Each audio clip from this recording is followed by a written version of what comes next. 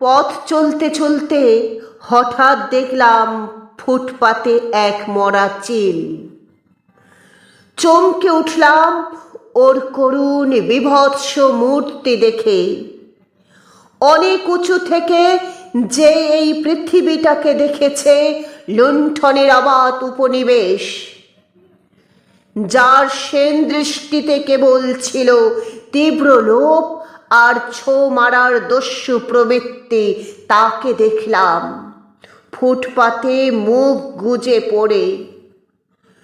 গম্বুজ শিখরে বাস করত এই চিল, নিজেকে জাহির করত সুতীক্ষ্ণ চিৎকারে, হালকা হাওয়ায় ডানা মেলে দিত আকাশের নীলে।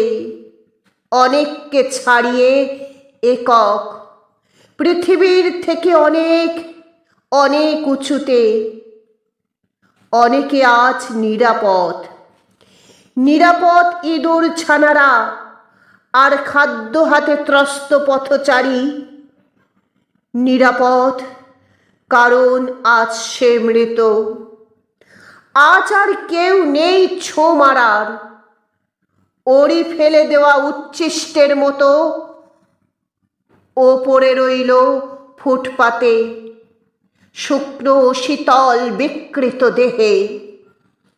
হাতে যাদের ছিল প্রাণ ধারণের খাদ্য, বুকের কাছে সযত্নে চেপে ধরা, তারা আজ এগিয়ে গেল নির্ভয়ে, নিষ্ঠুর বিদ্রূপের মতো পিছনে ফেলে আকাশচ্যুত এক উদ্ধত চিলকে।